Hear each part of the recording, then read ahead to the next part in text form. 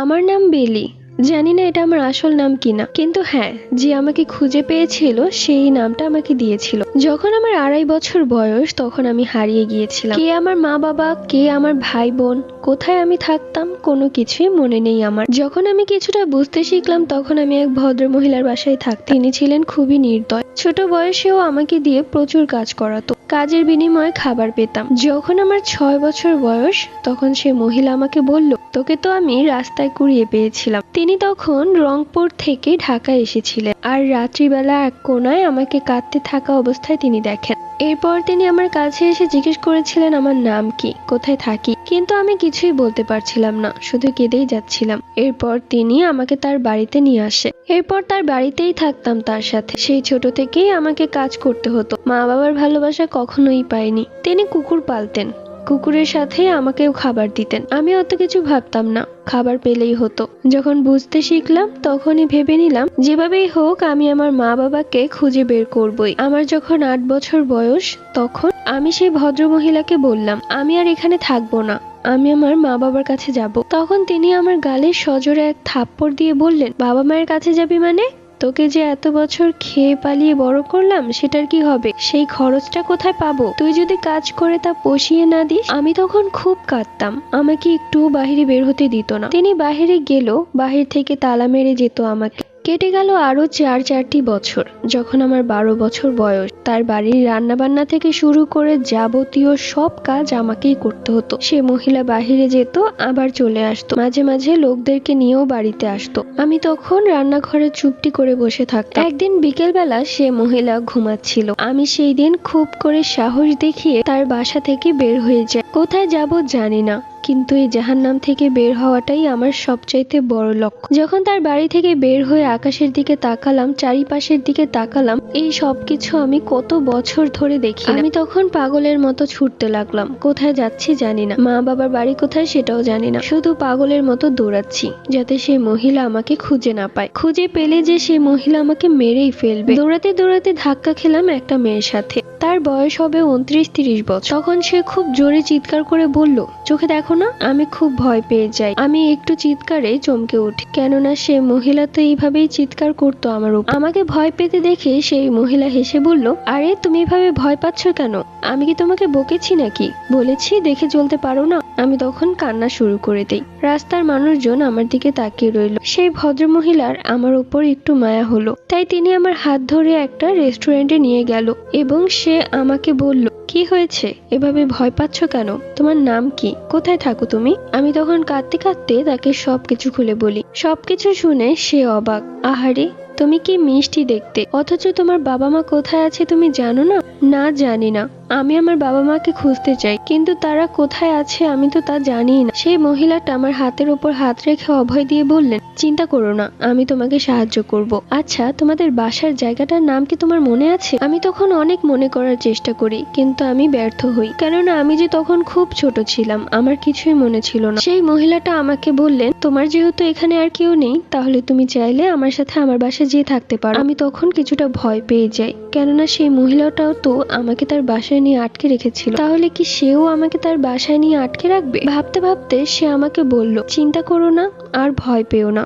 আমি সেই মহিলার মতো না। আমার নিজের বাচ্চা আছে 2টা, ওরা ছোট, আর আমি একজন সিঙ্গেল মাদার। আমার স্বামী রোড অ্যাক্সিডেন্টে মারা গেছে, কিন্তু আমি আগে থেকেই ব্যাংকে চাকরি করতাম, তাই সে চাকরিটা ছাড়তে পারিনি। আর এটা ছাড়লেই বা কি করে সংসার চালাবো? আমার একটা ছেলে আর একটা মেয়ে আছে। আমার মেয়ের বয়স 8 বছর আর ছেলের বয়স 5 বছর। আমার মেয়েটাই ছেলেটাকে রাখে বলেই আমি কাজ করতে পারছি। তাই তুমি যদি ওদের কাছে থাকতে তাহলে আমি একটু নিশ্চিন্তে কাজ করতে পারতাম। মহিলার কথায় আমার মন গলে গেল। আমি রাজি হয়ে গেলাম, কেননা এই ঢাকা শহরে একটা মেয়েকে কুকুররা ছিঁড়ে খাবে, তার চাইতে ভালো হয় কারো আশ্রয় থাকা ভালো। তার সাথে আমি তাদের বাড়িতে গেলাম। তিনি একজন মধ্যবিত্ত। ঘরের পরিবেশ দেখেই বোঝা যাচ্ছে, 2টা রুম। সে তার মেয়ে এবং তার ছেলের সাথে আমার পরিচয় করিয়ে দিল। আজরিন, আনাফ, দেখো কে এসেছে আমাদের বাসায়। কে এসেছে আম্মু? দেখো, ওর নাম বেলি।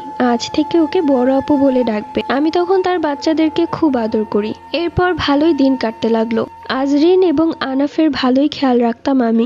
সেই মহিলা আমাকে খাবার দিত, কাপড় চোপড় দিত, সেই সাথে বন্ধের দিন বাচ্চাদেরকে সাথে নিয়ে আমাকে ঘুরতে নিয়ে যেত। আজরিন ছিল আমার খুবই পাগল। ও আমাকে হুবহু কপি করত, একদম বড় বোনের মতো। আমি ওকে খুব ভালোবাসতাম, আর আনাফও আমাকে বড় বোন ভাবতো। দেখতে দেখতে কেটে গেল 5টি বছর। এই 5 বছরে আমি আমার বাবা মাকে খোঁজার অনেক চেষ্টা করেছি, কিন্তু পারিনি। তাদের বাচ্চাগুলো বেশ বড় হয়ে গেছে। আনাফের বয়স 10 বছর আর আজরিনের বয়স 13 বছর। ওরা এখন মাশাআল্লাহ বড় হয়ে গেছে, আর আমার বয়স 17 বছর। একদিন সে মহিলা খুব অসুস্থ হয়ে পড়ল, এতটাই অসুস্থ যে কাশির সাথে রক্ত বের হচ্ছিল। আমি প্রচন্ড ভয় পেয়ে যাই এবং তাকে নিয়ে ডাক্তারের কাছে যাই। ডাক্তার কিছু টেস্ট দেয়, সেই টেস্টের রেজাল্ট অনুযায়ী আসে যে তার একটা কিডনি নষ্ট হয়ে গেছে এবং অন্য একটি কিডনিও পচতে শুরু করেছে। এই কথা শুনে সেই মহিলা অনেকটাই ভেঙে পড়ে। সে শুধু একটা কথাই ভাবছিল, তার যদি কিছু হয়ে যায় তাহলে তার বাচ্চাদের কে দেখবে। আমি তখন বারবার আশ্বাস দিতাম যে আপনার কিছুই হবে না, কিন্তু নিয়তির খেলা বড়ই অদ্ভুত। যতই দিন যাচ্ছিল তিনি আরো বেশি অসুস্থ হয়ে পড়ছিলেন। এইদিকে আমরা কি করব কিছুই বুঝতে পারছিলাম না। তার জমানো কিছু অর্থ ছিল, তিনি আমাকে সবকিছু শিখিয়ে দিলেন কিভাবে কি করতে হবে। বারবার হাত জোর করে বলছিলেন আমি যেন তার বাচ্চাদেরকে দেখি। আমি ওদেরকে নিজের ভাই বোনের মতোই দেখছিলাম। যেহেতু আমার কেউ নেই, তাই ওরাই আমার সব। এরপর আমার যখন 18 বছর বয়স, তখন সে মারা যায়। তার মৃত্যুটা খুবই করুণ ছিল। একেবারে বিছানায় পড়ে গিয়েছিল। নিজের যতটুকু জমানো অর্থ ছিল তা দিয়ে নিজের চিকিৎসা করাতে পারত, কিন্তু সে জানতো যে এই টাকা ফুরিয়ে যাবে, কিন্তু সে সুস্থ হবে না। তাই তো নিজের চিকিৎসা না করে তার বাচ্চাদের জন্য রেখে গেছে। তার জমানো কিছু টাকা, স্বর্ণ, সবকিছু আমার কাছে। আমি চাইলেই পারতাম এই সবকিছু নিয়ে পালিয়ে যেতে, কিন্তু আমি তা করব না, কারণ এইসবের উপর আমার কোনো অধিকার নেই। কিন্তু আমি ভাবতে লাগলাম, বসে খেতে খেতে এই টাকাগুলো তো একটা সময় ফুরিয়ে যাবে,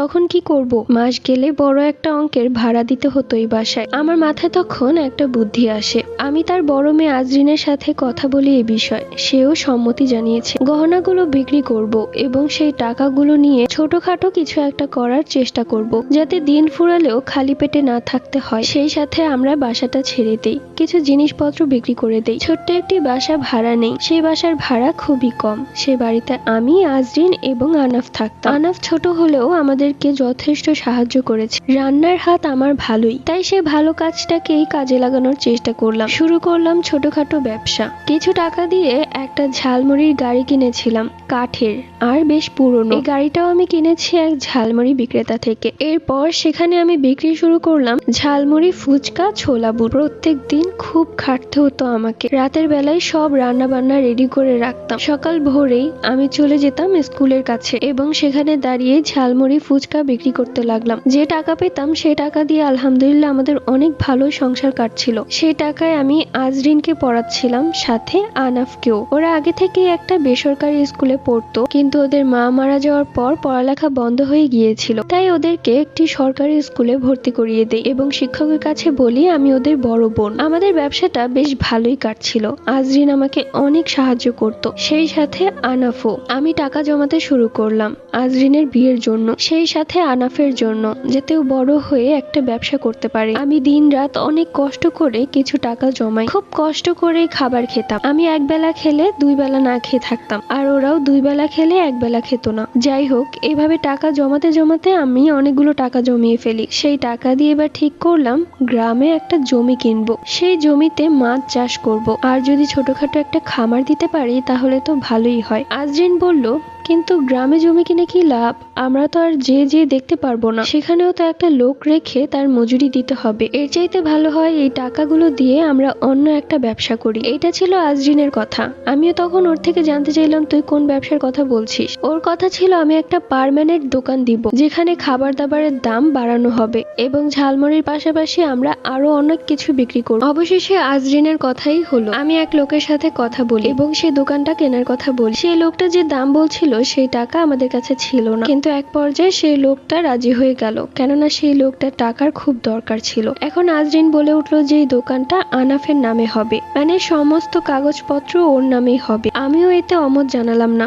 ও তো আমার ভাইই হয়, আর এইগুলো তো ওর মায়ের টাকাই। তাই আমিও আজরিনের কথা মতো ওর নামে সবকিছু ঠিক করলাম। সেই দোকানে অনেক অনেক খাবারের আইটেম করা হলো। সেই খাবারগুলো আমি এবং আজরিন মিলে রান্না করতাম। শুরুর দিকে অত একটা বেচা কেনা হচ্ছিল না, কিন্তু আস্তে আস্তে কাস্টমার বাড়তে লাগলো, খাবারের চাহিদা বাড়তে লাগলো। আমি একটা মহিলাকে নিয়োগ করলাম, কেননা আমি একা হাতে পারছিলাম না। ওইদিকে আজরিনেরও পরীক্ষা। সেই মহিলা ছিল আমার মায়ের বয়সী। তিনি আর আমি মিলে সব রান্না বান্না শেষ করতাম। দেখতে দেখতে বেশ ভালোই দিন কাটছিল আমাদের। সেই খাবারের দোকান দেওয়ার পর আমাদের টাকা আরো বৃদ্ধি পাচ্ছিল। আমি অনেক লাভ করি। সবসময় আজরিন আর আনাফের কথাই ভেবেছি, ওদের জন্য কিছু একটা করতে হবে। ওর মা আমাকে কথা দিয়েছে, কিন্তু কখনো নিজের জন্য কিছুই ভাবিনি। আমার বয়স হয়ে যাচ্ছে, আমারও যে বিয়ে শাদী করতে হবে, অন্যের সংসার করব, এইসব কথা কখনো মাথায়ও আনিনি। সারাক্ষণ ভাবতাম আজরিনের বিয়ে দিব। 24 বছর বয়সে পা দিলাম, আমি হয়ে গেলাম একজন সফল ব্যক্তি। সেই দোকানের পাশাপাশি আরো একটি দোকান দিই, সেই দোকানেও আমার বেশ লাভ হতো। ওইদিকে আস্তে আস্তে আনাফ বড় হচ্ছিল,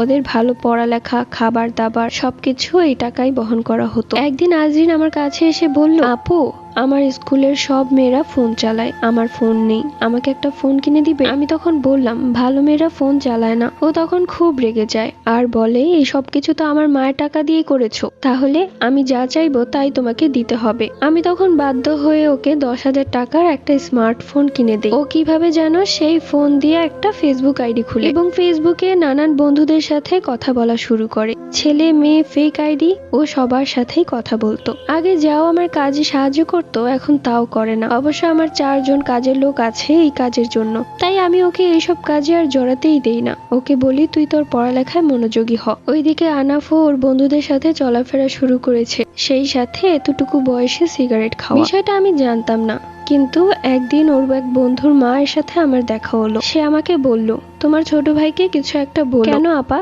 ও কি করেছে? তোমার ভাইয়ের জন্য আমার ছেলেটা খারাপ পথে চলে যাচ্ছে। তোমার ভাই এইটুকু বয়সে সিগারেট খায়? কি বলছেন এইসব? আমার কথা বিশ্বাস না হলে তুমি ওর পকেট চেক করে দেখো তো, কোনো কিছু পাও কিনা। এরপর সত্যি সত্যি ওর পকেটে আমি সিগারেট পেয়েছিলাম। আমি সেই দিন ওকে খুব বকি আর বলি যে এরকমটা পরবর্তীতে না করতে। সে তখন বলেছে যে এরকম আর করবে না। অন্যদিকে আজরিনের অবস্থা দিন দিন খারাপের দিকেই যাচ্ছে। সে মোবাইলের ভেতর এতটাই আসক্ত হয়ে গেছে যে না যায় স্কুলে, না করে কাজ, না করে গোসল, খাওয়া দাওয়াও তেমন একটা করে না, সারা দিন ফোনে কথা বলে। একদিন আমি ওকে বকলাম, কি ব্যাপার আজরিন, সারাদিন ফোন নিয়ে বসে থাকলেই হবে? তোর ক্লাসের ম্যাম আমাকে ফোন করেছিল, বলল তুই নাকি অনেকদিন যাবত স্কুলেই যাস না। এই ফোনের মধ্যে কি এমন আছে যে তুই সারাদিন এই ফোন নিয়েই পড়ে থাকিস? এই বলে ওর হাত থেকে আমি ফোনটা কেড়ে নেই। সাথে সাথে ও আমার হাত থেকে ফোন কেড়ে নিয়ে বলে, আমার ফোন ধরার সাহস পেলে কোত্থেকে? ওর কথায় আমি অবাক হয়ে গিয়েছিলাম। এই মেয়েটাকে আমি ছোট থেকে এত কষ্ট করে বড় করলাম, আর আজ সে আমাকে কি বলল? আমি তখন বললাম, তুই আমার সাথে এই ব্যবহারটা করতে পারলি? তখন ও আমাকে খুব তাচ্ছিল্য করে বলল, ছোটবেলায় বোকা ছিলাম তো তাই বুঝিনি, কিন্তু এখন সবকিছু বুঝি। আমার মায়ের সবকিছু হাতিয়ে নিয়ে এখন আমার উপর শাসন করা। কথাটা শোনা মাত্রই আমার চোখ দিয়ে এক ফোঁটা পানি পড়ে গেল। আমি তখন ওকে জোর গলায় বললাম, আসলে মানুষ ঠিকই বলে, পর কখনো আপন হয় না। এই এতগুলো বছরে কত কষ্ট করে তোর আর তোর ভাইকে পেলে বড় করেছি, তোদের মুখে ভালো খাবার তুলে দিয়েছি, ভালো স্কুলে ভর্তি করিয়ে দিয়েছি, শুধু তুই তোর মায়ের টাকাটাই দেখছিস। সেই অল্প কয়টা টাকা দিয়ে আমি আজ কত বড় কিছু করেছি সেটা দেখছিস না? আর এতে আমার কত কষ্ট হয়েছে সেটা দেখছিস না? আরে তোদের পিছে দৌড়াতে দৌড়াতে তো আমি আমার নিজের জীবন নিয়ে একটা বারও ভাবিনি। আমি একটা অনাথ মেয়ে, আমার বাবা মা বেঁচে আছে কিনা সেটাও জানি না, কিন্তু তোর মা যখন আমাকে আদর করেছিল তখনই আমি তোদের দুজনকে নিজের আপন ভাই বোনের চোখে থেকেই দেখেছি, কখনো তোদের সাথে হিংসা করিনি। আমার মনে যদি হিংসা থাকতোই তাহলে সেইটুকু টাকা দিয়ে আজ এত বড় দোকান করে নিজের নাম লিখিয়ে দিতাম, কিন্তু একটা দোকানে তোর নাম এবং অন্য একটি দোকানে তোর ভাইয়ের নাম লিখে দিয়েছি, তাও আবার সমস্ত দলিল করে, যাতে তোরা কখনো বলতে না পারিস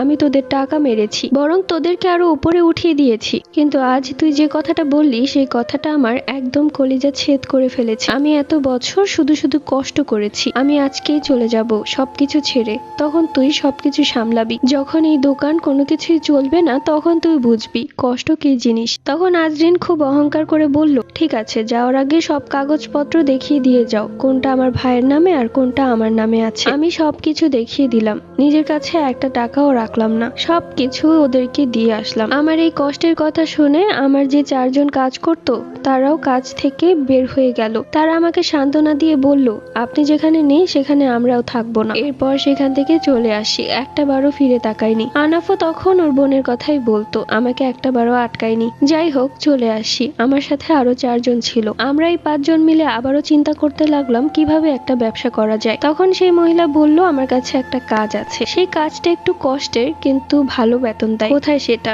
সে বলল, এটা হচ্ছে গার্মেন্টস এর কাজ। আমি তখন আর কোনো কিছু না ভেবে গার্মেন্টসে ঢুকে পড়লাম। এরপর থেকে ঠিক করলাম যা ইনকাম করব শুধুমাত্র নিজের জন্য, আর কারো জন্য না। অন্যের জন্য অনেক ভেবেছি, সব শেষে আমি কি পেয়েছি? শুধু কষ্ট। কিন্তু এখন থেকে শুধু নিজের কথা ভাববো, আর কারো কথা না। গার্মেন্টসে ঢুকে পড়লাম। বেতন ছিল মাত্র 4,500 টাকা। আমরা মহিলারা মিলে একটা রুমে সবাই ঘুমাতাম। সেই রুমের ভাড়া 5 জন দিতাম। আমাদের কথা ছিল আমরা এই 5 জন নিজের জন্য টাকা জমাবো, আর কারোর জন্য না। 3 জন অবিবাহিত ছিল এবং তারাও এতিম ছিল আমার মতো, এবং আরেকজন ছিল মা বাবা মারা গেছে কিন্তু বিয়ের পর স্বামী অন্য একটা মহিলাকে নিয়ে বাস করছে, তাই সেখান থেকে সে সরে আসে। এরপর থেকে সে নিজে নিজের পায়ে দাঁড়ানোর চেষ্টা করে। দিন রাত পরিশ্রম করতে শুরু করলাম, ওভার টাইম করতাম যাতে একটু বেশি টাকা পাই। আজরিন আর আনাফ কেমন আছে জানি না, ওদের খোঁজ খবর নেইনি। ওদের ওপর থেকে মন উঠে গিয়েছিল আমার। এভাবে কেটে গেল অনেক দিন। আমার 26 বছর বয়স। আমাদের দোকানে আগে একটা মহিলা কাজ করত। তিনি রাস্তায় আমাকে দেখে দৌড়ে এলেন আর আমাকে জড়িয়ে ধরে বললেন, আপা কেমন আছেন? আপনারে কত খুঁজছি কিন্তু পাই নাই। আহারে, আপনার বোন আর ভাইটার অবস্থা খুবই খারাপ। আমি তখন বললাম, কি হয়েছে ওদের? আপনার ছোট ভাইটা পুরাই নেশা, সারাদিন নেশায় ডুইবা থাকে। আর আজরিনের কথা কি কমু, কোন পোলার লগে পালায় গেছিল, সবকিছু লেখা দিছে। সেই পোলায় সবকিছু নিয়া ওরে ছাইরা দিছে। এখন আপনার বোনে পাগলের মতো ঘুরে। খাওন নাই, আমি একবার খাওন দিছিলাম। কথাটা শোনা মাত্রই চোখে পানি চলে এলো। আমি তখন বললাম, ওরা এখন কোথায় আছে? তখন সে বলল যে পাড়ার বস্তিতে আছে। আমি আর সময় নষ্ট না করে দৌড়ে গেলাম ওদের কাছে। গিয়ে দেখলাম আজরিনের অবস্থা খুবই খারাপ। ওর পেটের অবস্থা দেখে বুঝলাম ও গর্ভবতী। আমি তখন ওকে জড়িয়ে ধরতে ও আমাকে জড়িয়ে ধরে কেঁদে ফেললো আর মাফ চাইতে চাইতে বলল, আপারে আমার মাফ করে দাও, আমি তোমার এত কষ্টের সবকিছু শেষ করে দিছি, আমাকে তুমি মাফ করে দাও। দেখো, তোমার কথা না শোনার কারণে আমার জীবনটা কি হয়ে গেছে। ও তখন 5 মাসের অন্তঃসত্ত্বা, তাই বাচ্চা নষ্ট করা যাবে না। আমি আর সময় নষ্ট না করে ওকে নিয়ে থানায় যাই এবং সেই ছেলের বিষয় সমস্ত কিছু বলে আসি। আমরা একটা মামলা করি। এরপর ওকে আমি আমার কাছে নিয়ে আসি। আর আনাফের অবস্থা, ও তো সারাদিন নেশায় ডুবে থাকে। ও এমন ভাবে নেশায় আসক্ত হয়েছে যে ওকে সেখান থেকে আর বের করানো যাবে না। তাই ওকে আমি নেশা কাটায় যে জায়গায় সেখানটায় ভর্তি করিয়ে দিই। মাঝে মাঝে গিয়ে ওকে দেখে আসতাম। আর এইদিকে আমি আজরিনের খুব খেয়াল রাখতাম। কাজ করে যতটুকু টাকা জমিয়েছিলাম সেই টাকা দিয়ে ফলমূল ওর জন্য কিনে আনতাম। মাস ঘুরতে ওকে হাসপাতালে নিয়ে যাওয়া হলো। ওর পেট থেকে জন্ম নিল একটি কন্যা সন্তান। ও তখন সেই মেয়ের দিকে ফিরেও তাকাতো না। আমি বুকে নিতাম আর বলতাম, এই বাচ্চাটার কি দোষ? এরপর থেকে আজরিনও আমার সাথে গার্মেন্টসে কাজ করতো। একা একা সংসার চলছিল না, আনাফের ওখানেও টাকা দিতে হতো। একদিন আনাফ আমাদের দুজনকে চমকি দিয়ে আমাদের কাছে এসে বলল সে একদম ভালো হয়ে গেছে, সে আর কখনো ওইসব ছাইপাশ খাবে না। শুনে আমি খুব খুশি হই আর ওকে জড়িয়ে ধরে বলি, ভাই তুই এখন কিছু একটা কর। আজরিন আর আমি মিলে গার্মেন্টস এর কাজটা ছেড়ে দিয়েছি, কেননা অনেক খাটুনি, শরীরে আর কুলাতো না। যতটুকু টাকা জমিয়েছিলাম সেই টাকা দিয়ে আমরা আবারও সেই আগের ঝালমুড়ির ব্যবসা শুরু করি। আমার এখন 30 বছর বয়স। এখন আমি আলহামদুলিল্লাহ খুব সুখে আছি। বড় একটা ফ্ল্যাট ভাড়া নিয়েছি। আনাফ খুব ভালো একটা কোম্পানিতে চাকরি করে। আজরিনের মেয়েটাও মাশাআল্লাহ বড় হয়ে গেছে। আজরিনকে অনেক বুঝিয়েছি কিন্তু ও বিয়ে করতে রাজি হয়নি, তাই ওকে আর জোর করিনি। কিন্তু এখন আনাফের বয়স হয়েছে, ওকে একটা বিয়ে দিতে হবে। আমাদের দুজনের তো সংসার হলো না, কিন্তু ওর তো একটা সংসার হওয়া চাই। তাই ওর জন্য আমি আর আজরিন মেয়ে দেখতে শুরু করলাম। অবশেষে একটা লক্ষ্মী মেয়ে আমাদের খুব পছন্দ হয়ে গেল। আনাফও সেই মেয়েটাকে খুব পছন্দ করে। ছোটখাটো একটা আয়োজনে ওদের বিয়ে দিয়ে দেই। বিয়ের পর ভালোই দিন কাটছিল, কিন্তু সেই মেয়ের মা সারাদিন কুবুদ্ধি দিত জামাইকে নিয়ে আলাদা হয়ে যেতে। আর আনাফ ওর বউয়ের কথাই শুনতো, আমাদের কথা শুনতো না। তাই আমি আর আজরিন হাসি মুখে সেই বাড়ি থেকে বেরিয়ে আসি আর বলি তোরা সুখে সংসার কর। এরপর আজরিন আর আমি আবারও ছোটখাটো একটা ব্যবসা দিই। এভাবেই আমি, আজরিন এবং ওর মেয়ে সামায়া বেশ ভালোই দিন কাটাচ্ছি। আনাফ মাঝে মাঝে এসে বাজার সদাই করে দিয়ে যায়, কিন্তু আমি ওকে নিষেধ করি, তারপরও ও শোনে না। আমার বয়স বেড়েছে, চুল পেকে গিয়েছে। আজরিন ওর মেয়েকে নিয়ে বেশ ভালোই আছে। এখন আমি দিন গুনছি কখন মাটিতে মিশে যাব, কিন্তু এটা ভেবেই শান্তি লাগে যে সবাই সুখে আছে। এবং এই সুন্দর স্টোরিটি এখানেই শেষ। তোমাদের কাছে এই স্টোরিটা কেমন লেগেছে অবশ্যই কমেন্টস করে জানিয়ে দিও। সেই সাথে দেখা হচ্ছে এইরকমই সুন্দর কোনো গল্পে। ভালো থেকো সবাই, আল্লাহ হাফিজ।